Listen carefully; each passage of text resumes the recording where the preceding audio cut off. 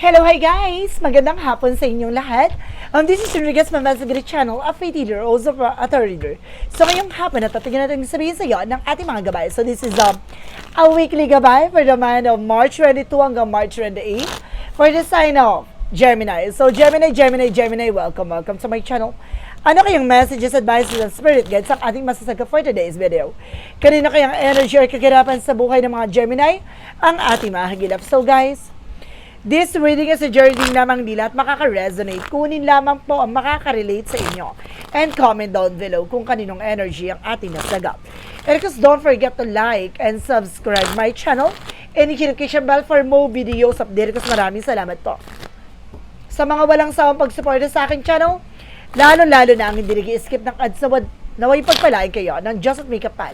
Siksik liglig na gumapaw na biyayang manang balik sa inyo. So let's see guys, what is the messages? Advices sa ng ating in-spirit for the sign of Gemini. So let's see and watch this.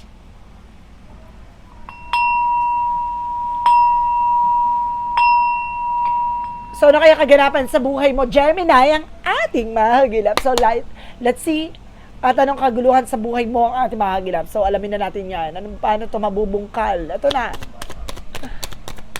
Okay, so this is something, the Three of Swords. Oh my God, this is something insecurities or insecure, no? Maraming mga bagay or sa sitwasyon mo na parang kinaiinggitan mo, parang ano yun na nangyayari behind the back, no? Parang napag-iiwanan ka na, parang yun yung iisip mo eh. No, kaya kailangan mo magpatuloy. Huwag ka mag-alala na maaaring matatapos na kung ano man yung mga bagay, naging balakid, no? Sa pag-abot mo ng mga pangarap mo. There's a Ten of Swords, no? There's something sabotage. Meron din taong naiinggit behind your back, no? Kumbaga may mga taong gusto ka pabagsakin, may sumasabotahe sa'yo. What is additional messages? And there's a Knight of Cups with an offer. No, there's something proposal, engagement, promotion na paparating sa'yo. And there's something, an email, messages. And there's something, the Knight of Cups with a wish fulfillment. So may mga bagay na matutupad na, may mga bagay na may sasakatuparan mo na. May mga bagay na unti-unti mo na matutupad, no? There's something, guys, with the King of Coin, no?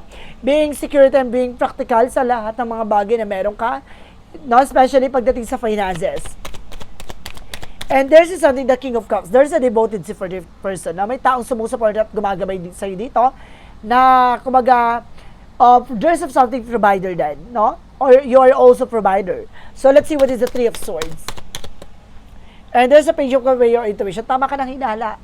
No? Tama ka ng, kumbaga, nasuspecha na itong tao na to ang may inggit sa'yo. There's a Ten of Swords. Reference with the Knight of Swords with the Success Driver. Na magtatagumpay ka. No? May mga sumasabotahe man sa'yo, pero makukuha mo pa rin yung huling alakak. No? Ikaw pa rin naman nanalo. And there's a Knight of Cups represent what? There's something, the world represent with something, an offer with international. Maaaring makakaalis ka na, no? Maaaring makakapag-abroad ka na.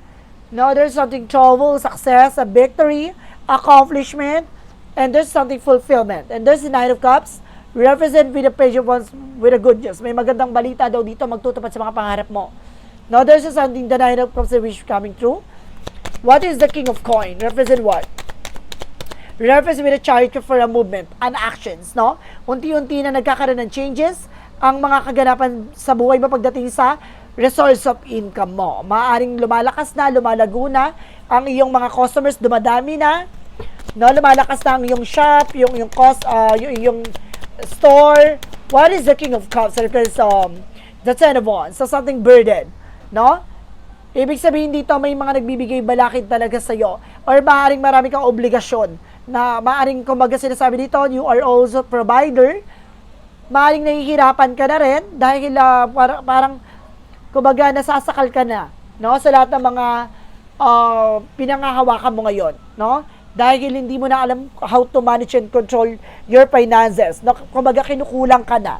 What is the Three of Swords? The Page of Cups. Represent with the Knight of Coin. No, there's a something security. Maging secure ka, no? Pagdating sa finances, kailangan maging mahinahon ka, maging padalos-dalos. No, tama ng hinala dito na marami na iinggit sa'yo, hahanapan ka lang ng butas o hahanapan ka ng mga bagay na makakasira sa'yo. What is the Ten of Swords? The Knight of Swords. Referencing with a feel of fortune, huwag ka mag-alala. No? Maraming tumatrigdor sa'yo, maraming sumasabotahe. This is something betrayal. But eventually, guys, bibilis ang takbo nito, maaaring magiging matagumpay ka.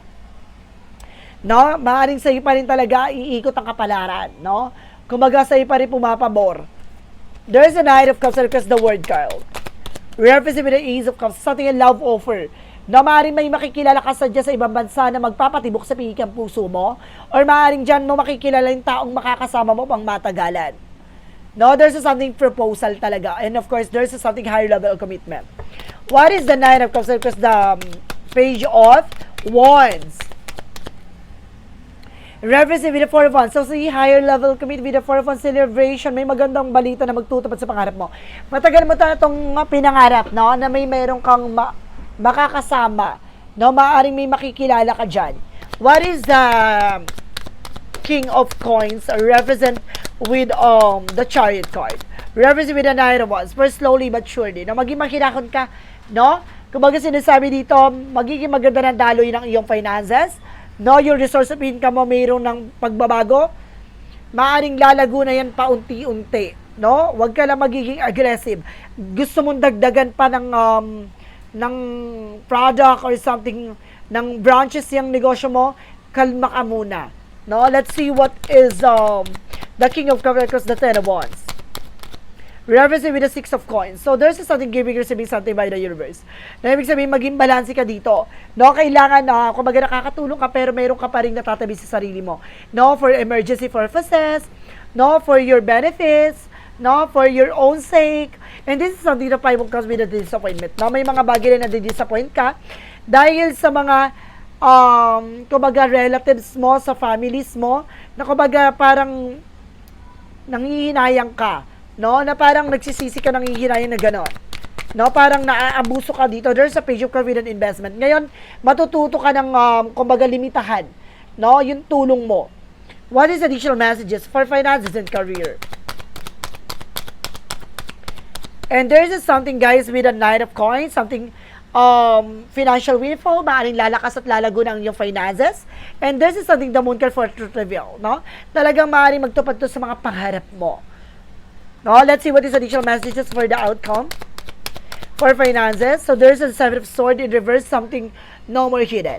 No more secrets, no? Lahat ng mga bagay na ito ibabahagi ito sa panaginip mo, makikita mo kung ano ba talaga yung strategy, no? Ano kailangan mong gawin, ang kailangan mong umpisahan, no? What is additional messages pagdating sa love life? There's a Three of Coins with a collaboration, communicate, heart-to-heart to conversation, and there's a Seven of Wands by protection at pangalagaan mo yung sarili mo. Okay, may nasense ako ditong gayuma, ha? See, there is a Four of Swords. No? And sleepless nights. No, balisa. Mag-iingat kayo, baka gayumahin yung person mo. Or either you. What is additional messages pagdating sa health? There's a Queen of Cups by emotional healing. No, maaaring ditong parang magkakaroon ka ng kumbaga kaliwanagan dito. And there's an Empress card na maaaring maging maganda na yung kalusugan mo. And there's a Magician na malalaman mo kung bakit ka nagkasakit, no? Especially dyan sa matres mo, no? Kaya some of you guys, no, hindi ka magkaanak, or some of you guys na maaaring nagkaroon ng mayoma. No, nagkaroon dito na maaaring dito sa pagiging sa hormones mo nagka-problema. So let's see what is the synchronicities represent what? Four synchronicities represent what? Represent with a gentleness. No, kailangan mo maging makinakon. No, hindi mo kailangan padalos-dalos dyan sa lahat ng mga gagawin mo. Kailangan demure ka lang, yung atake mo dito, demure. No? Ganun, mahinhin. And this is something father figure. Na may taong tumutulong sa'yo. No, may taong, maaring there's something father figure na tutulong sa'yo. No, maaring mas matanda sa person mo and mas matured siya. And there's the love, no? Talagang may sinasabi dito na ito yung hiniling mo na mas makilala mo tong tao na to. Ito, this is it. Makikilala mo na siya. For magical fairy messages represent what? And there's a perfect timing. So talaga lahat ng mga bagay na gusto mo maaring matupad talaga. Your desire is within reach. Have faith in it as everything is working out of your favor. So si papabor talaga sa iyo ang sitwasyon. In the perfect timing, no? Kumbaga makakaahon at makakawala ka rin sa sitwasyon mo. No, sa tamang panahon at sa takdang panahon. What is the yin and yang oracle card represent what? For yin and yang oracle card represent with the toxicities. Kailangan mo lang makawala sa toxic, no? Alam nyo guys, there's something toxic family talaga ako na nakikita dito, no? Na parang punong-puno ng negatibo, na abuso ka. There's a fear, no? Parang sinasabi, limitahan mo yung takot at pangamba mo dito. Kailangan palaban ka, and this is the higher self, no? Spiritual activation, dapat kumbaga mag-activate dito about sa spirituality mo. Unti-unti mo mauunawaan yung mga bagay na nangyayari sa kasalukuyan, na unti-unti mo na matatanggap, no? Kailangan mo na palayain yung sarili mo dyan sa sitwasyon na yan. What is additional messages with the Romance Angels for a Mystic Love Oracle deck? And there's something intimacy, no? Pagdating sa relasyon, kumbaga ibabalik na yung sigla at ang inyong pagsasama, something magkakaroon kayo ng kumbaga time sa isa't isa. And this is something dating. See, magkakaroon kayo ng dating, guys. And this is something, guys, with a ghosted, disappear. Meron dito, kumbaga, niloko kayo parehas. No, meron kayong similarity sa nangyari sa nakaraan. No, pinagtagpo kayo parehas kasi kayong ginosting. What is Archangel Michael messages? Ask Archangel Michael to help you from your situation. No, nandito ang Archangel Michael, humingi ka ng gabay sa kanya. And lean on God and angel support. Nandito ang ating Panginoon, sinagabay at sinusuportahan ka. And of course, this is something, guys, with a sense of humor. No, lagi mong titignan yung brighter side of situation. No, kailangan optimistic ka, always being positive. What is the Romance Angel represent what? Unrequited love. Meron dito nawala ng attractions, nawala ng pagmamahal, out of love, and this is something flirt. Kailangan mong humarot, no? Or kailangan mong harutin yung person mo kaya para hindi tuluyang mawala yung pag-ibig at pagmamahal nyo. And there's an angel's answer represent if you believe. Basta naniniwala ka, no? Sa lahat ng mga bagay na to ay may kumbaga purpose and trust. Kailangan mo magtiwala at kailangan mo maniwala, and the situation will improve. At unti-unti magbabago ang sitwasyon mo. Pakakatandaan mo yan. What is additional messages with the chakra messages? And there's a guilt. No, may taong may galit talaga sa'yo. Ang lakas ng tama nito, oh. Kung magagalit na galit sa'yo, wala ka namang ginawang mali. And there's a recovery. Makaka-recover ka na rin at the end of the time. And there's a mysticism, misteryoso. Ibig sabihin, may misteryong may inggit at galit sa'yo. Aba, matindi ka. And this is something destiny. Diba? Huwag ka mag-alala, nasa palad mo to. Nasa kapalaran mo tong mangyayari to. And this is something release. Kailangan mo lang pakawalan. O kailangan mo lang makalaya sa gumawa sa'yo ng sumpa o kamalasan. No? Let's see what is additional message. Siguro kaya pag nagkakaroon ka ng love life, lagi kang iniiwan. No? Lagi kang pinagpapalit, lagi kang nabibigo sa pag-ibig. What is additional messages? And of course, kaya may sakit ka din. And this is something, guys, with loosen your grip, let God in. Hayaan mo ang ating Panginoon. No? Yung gumawa ng kumbaga actions, no? Kumbaga unti-unti mo makikita yung mga pagbabago. Kumbaga bibigyan ka ng sign. Kailangan mo lang magdesisyon at kailangan mo lang kumilos. And this is something the cosmic heart, moving prayer. So, kailangan mo ng devotion, kailangan mo ng dasal. Ibig sabihin dito, meron talaga sa nagdadasal. No? Oh my God, tinitirik ka daw ng kandila. Oh my God, may nagtitirik sa'yo ng kandila dito, ha? And there's a discipline. Kailangan mo ng disiplina sa sarili mo. And there's a success. Huwag kang mag-alala, magiging matagumpay ka. What is additional messages with an angel spirit? For angel spirit, please give me information. I told you, kailangan mo ng cleansing, guys. No, kailangan mo linisin to. No? Kanina, release. Ngayon naman, cleansing. So, kailangan mo talaga magpagamot. Kailangan mo magpatingin sa albularyo, ha? And this is something, guys, with the teacher guardians. Kailangan mo talaga ng tulong ng gabay. And this is something, an inner self-expansion. Mas palawigin mo, palaunlarin mo yung sarili mo at kung yung kaalaman mo. No? Marami kang bagay na dapat malaman. Archangel Raphael messages, good night sleep. No?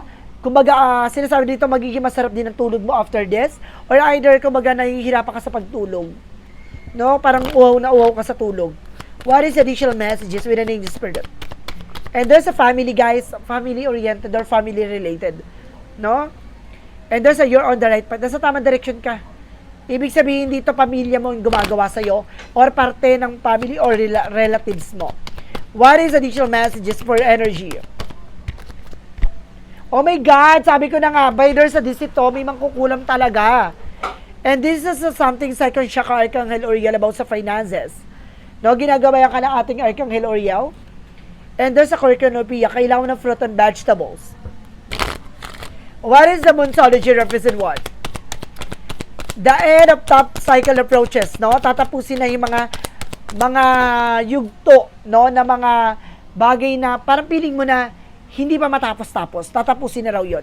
No? Kumaga, the end of the cycle, ganon. And this is something, guys, of confidence is your key to success. No? Magtatagumpay ka, kailangan mo ng kumpiyansa. So, let's see what is the Jesus loving quote said.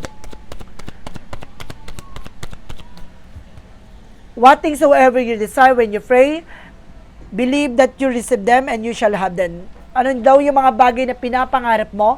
Ano daw yung mga bagay na inaasam mo pag pinagdasal mo, pag naniniwala ka na matatanggap mo ito, makukuha mo to ayon sa kalooban ng Diyos. So see, keep moving prayer. Kailangan mo magdasal, guys. Humingi ng gabay, humingi ng tulong. What is an angel's number represent what? 1, 2, 3, 4 for good luck. No? Sinasabi dito, you are on the right track. Someone from the other side has your back and encourage you to try your best. You will succeed. Observe your surrounding and communicate clearly. Be sure that everything will fall into pieces. So see, ibig sabihin dito, kailangan mo magtiwala sa sarili mo at kumbaga pagmasdan mo yung mga tao sa paligid mo kung sino talagang kumbaga totoong lasing dyan. No? Makikilala mo rin yan. What is additional messages? Kasi may mali sa sistema mo eh. Hindi mo to tinulungan mo man to, talagang ang laki ng inggit at galit sa'yo. And this is something unconditional love. No? Sinasabi dito, today, I choose to see the light is within everyone. I seek the divine each being, and I accept others as they are. I bring compassion to all my sisters and brothers. The light I offer unconditional love to everyone I meet.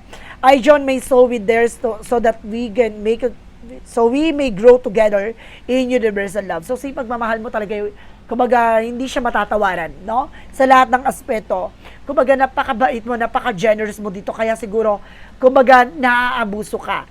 No? Yun yung kailangan mo maging balanse. Hindi pwedeng, kumbaga, panaybigay, no? Hindi pwedeng puro tulong. Kailangan tutulungan din yung sarili nila. Kaya ito, umasa sa'yo. At ngayon, ginagawan ka pag hindi mo natulungan to. So, this is something, a weekly gabay for the month of March 22 hanggang March 28 for the sign-up. For the sign of Gemini. So, Gemini, maraming salamat for this wonderful reading. So, once again, this reading is a reading lamang nila at makaka-resonate. Kunin lamang po ang makaka-relate sa inyo.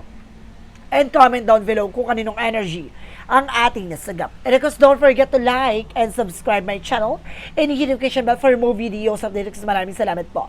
Sa mga walang sawang pagsuporta sa aking channel, lalo-lalo na ang hindi nag-i-skip ng ads, sa way pagpalain kayo ng Diyos at may kapalisiksik, liglig, nag-uumapaw na biyayang manong balik sa inyo at maraming salamat. And see you in the next video. Bye-bye and babush!